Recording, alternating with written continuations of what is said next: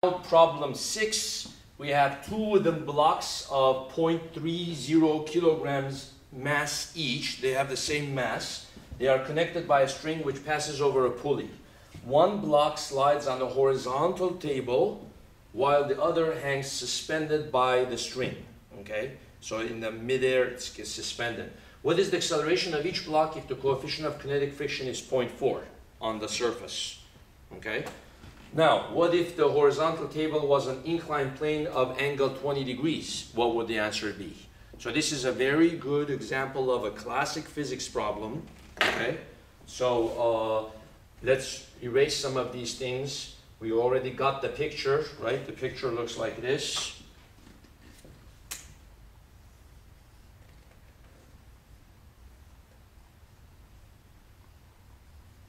.3 kilogram. 0.3 kilogram. The problem is assuming that the system is already moving. So somebody gave it a move. We're not analyzing the coefficient of static friction. We're not analyzing whether or not there's enough force to start making it move. Let's just assume the system is moving, and then let's calculate its acceleration, right? So let's do the free body diagrams for the objects.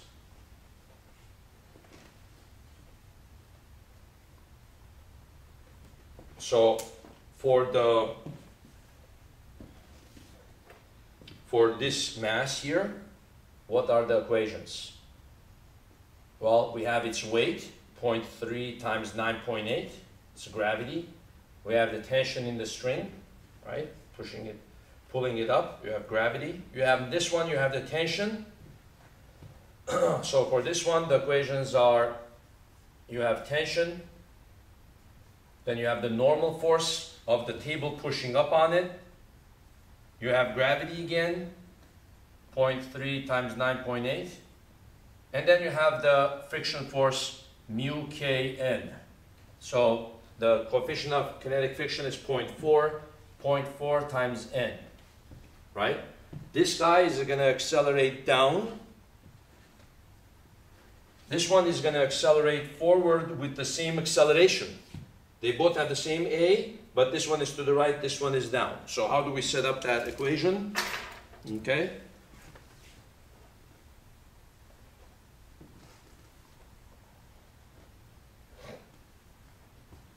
So since this one is accelerating down, that means this force is beating this force, right? So I put this force first. Sum of the forces is equal to MA. So 0.3 times 9.8 minus the tension. So there are two forces on this block. This force must be greater in order to make it accelerate down. So I put the greater force minus the smaller force, and that's equal to its mass times its acceleration. For this one, we know it's going to accelerate forward. Which one is the greater force? Right? It's the tension, because we know it's going to accelerate that way. So I put the greater force minus, what other force is there this way? The only force is the friction force. The coefficient of kinetic friction times the normal force, that's equal to its mass times its acceleration. Okay? The normal force is basically equal to its weight, right? So what's the product of 0.3 and 9.8? Well, that's 24 to 27, 29, so 2.94. Right? It's 2.94 newtons is the weight. So the normal force is just equal to 2.94 newtons. Okay, that's equal to its weight. So how do we get the answer here? Well, we add these two equations. Adding them is just simply a quick way of getting rid of the tension. The tension is an internal force of the system. So the negative T and T cancels, and you get 0.3 times 9.8 minus 0.4 times n. And then when you add the equations, you have to add the right side of the equation, which is 0.6 times A. 0.3 times 9.8, well, that's also equal to the 2.94. 0.4. The normal force was also 2.94. So what are each of these things? What do they mean? 2.94 is the weight of this guy. 2.94 is the weight of that guy. They happen to be the same mass, right? 0.4 is the coefficient of kinetic friction. And so the friction fights against the acceleration of the system. So you subtract it from the weight of this guy, right? So, well, what is that equal to? Well, from then you can just calculate it quickly.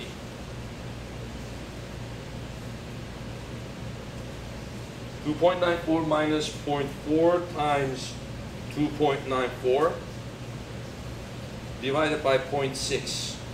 The acceleration comes out to be 2.94 meters per second squared. Okay? So, that is the answer. Now, what's going to happen if this one is on an incline? It's going to go uphill. Well, it should go slower, right? Because gravity is fighting against it. So, how do we do that? The equations for this block do not change at all, okay?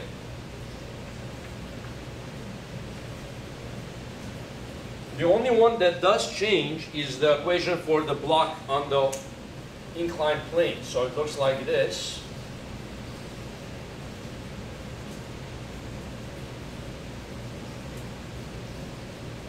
It looks like this. This one is still going down. This one you have the tension T. You have the normal force, and then you got to break up its weight. Its weight now has two components. Its weight was, remember, 2.94. Angle is 20 degrees, and you divide the weight into two components. One component is perpendicular to the incline, okay, and then one component is parallel to the incline. Parallel means has to be parallel this way, right? Like that. So now what we need to do is, if this is 2.94, this one here, what is this equal to? What is this equal to? So we have to break the weight into two components, right? Well, it could be argued that if this is 20 degrees, this little piece here, this angle is also 20. Why? Well, if I draw this angle here,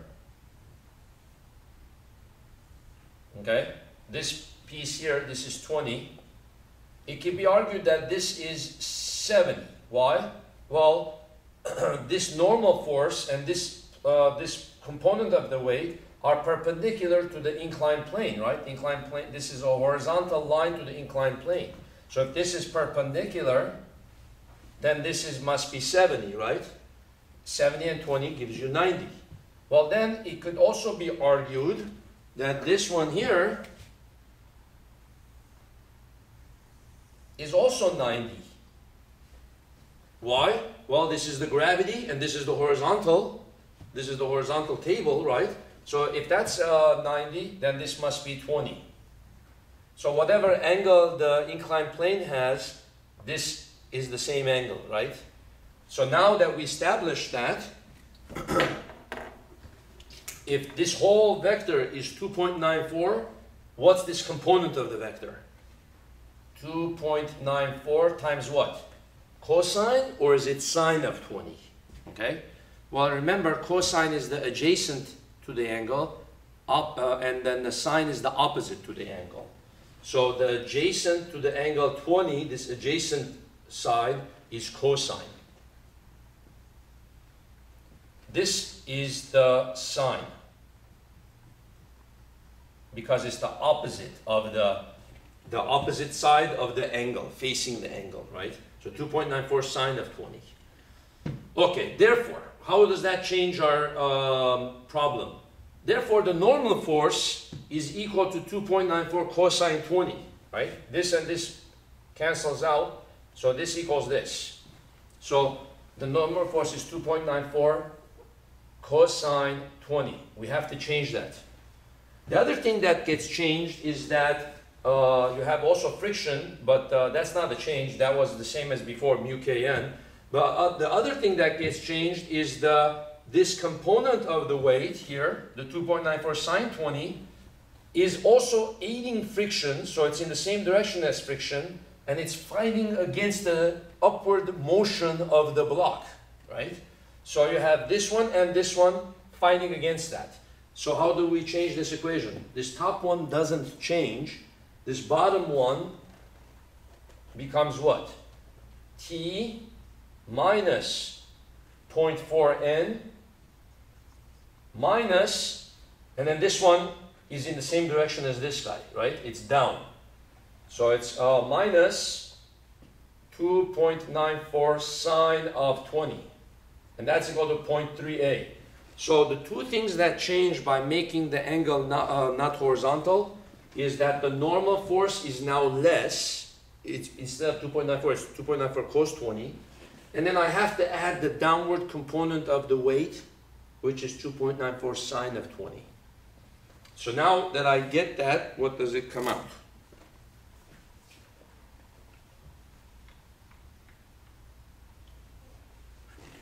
So I have the t and the t cancel. 0.3 times 9.8, 2.94 minus 0.4 times n. Well, n is 2.94 cosine 20.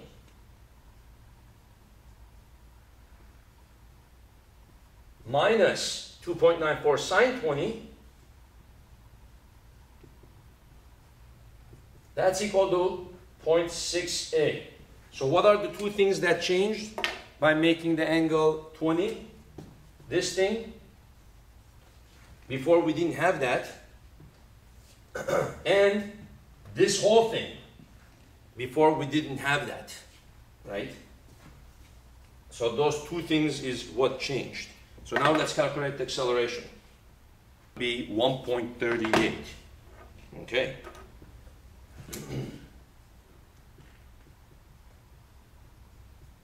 So the other acceleration was 2.94.